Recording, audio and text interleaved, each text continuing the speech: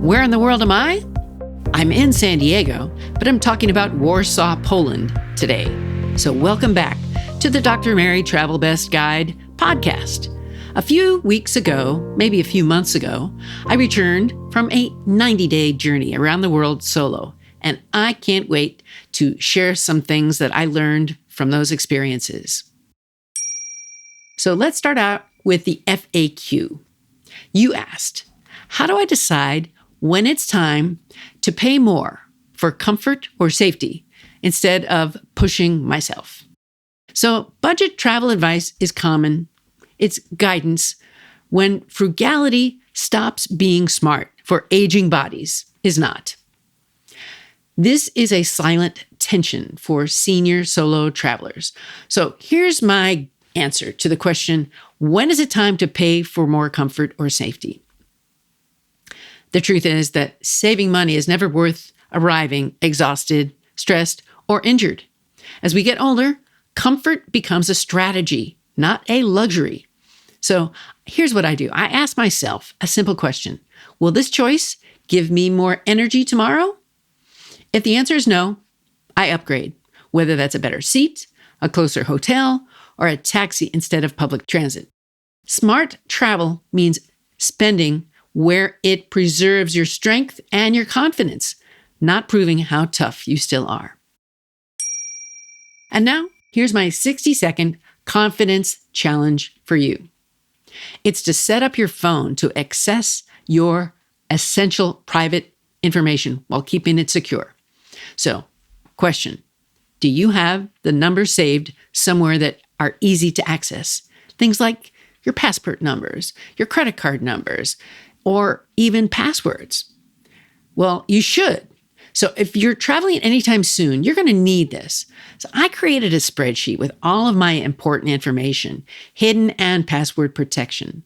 But I don't save it all in one place. So you might want to spread it around a little bit.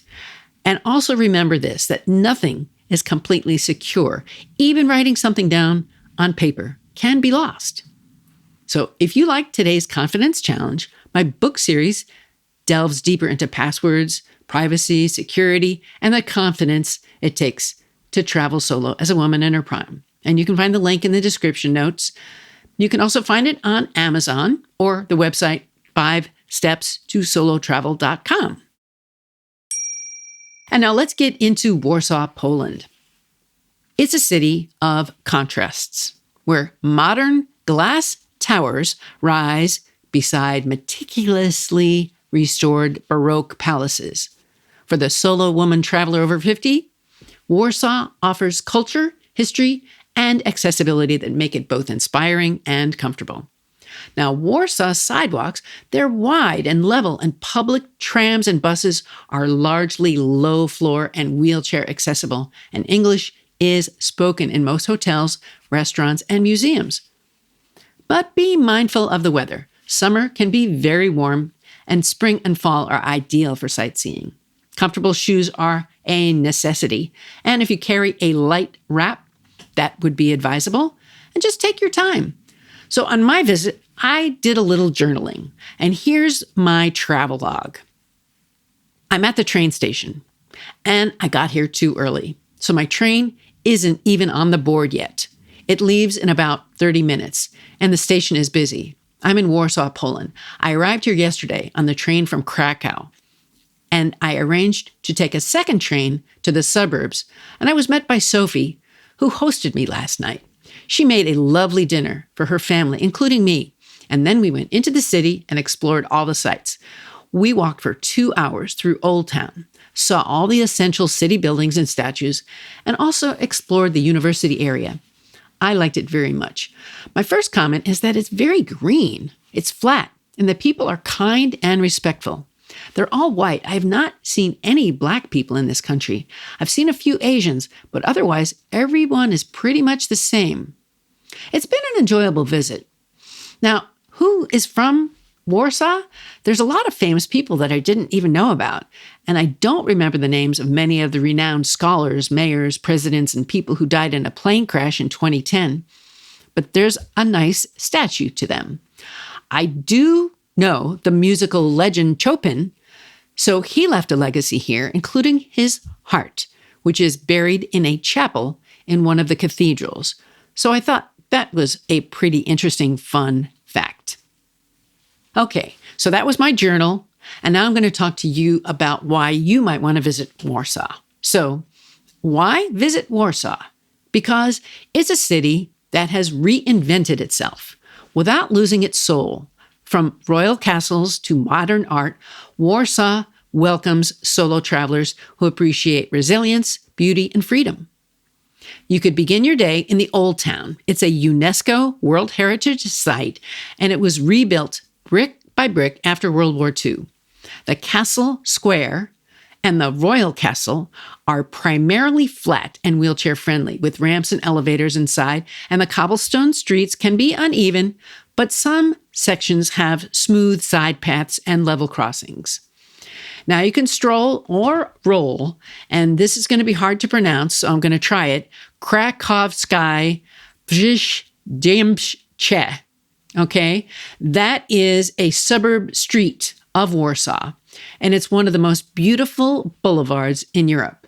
It's got cafes, bookshops, historic churches, and you can stop by the Church of St. Anne, where there's a ramp access to the main sanctuary.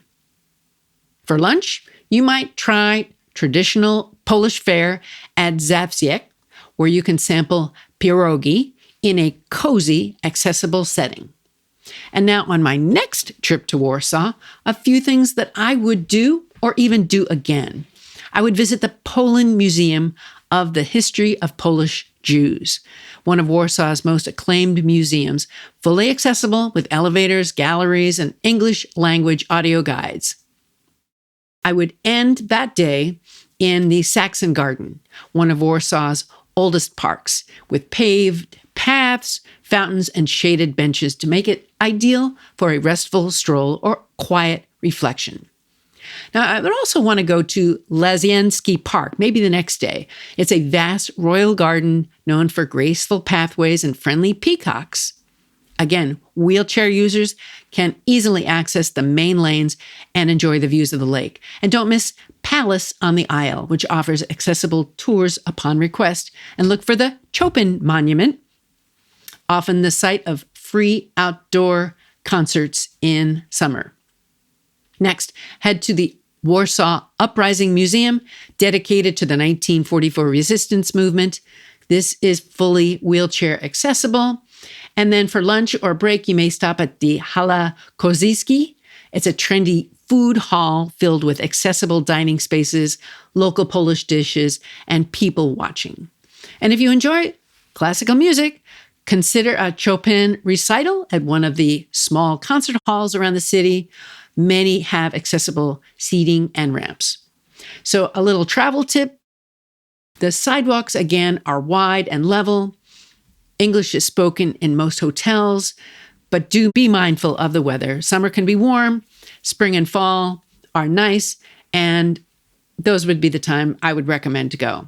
And I just hope that you have a great time in Warsaw. My missteps? Don't worry about what you can't control. So while I was in Poland, I got a message from Finnair that my flights to Finland were likely to be canceled.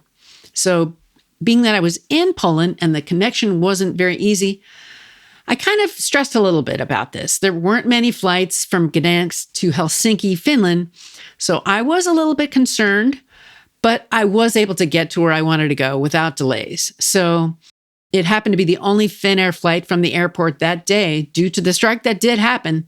However, I went and it all went well. So sometimes you just have to say, if I can't control it, I'm just going to go with it anyway.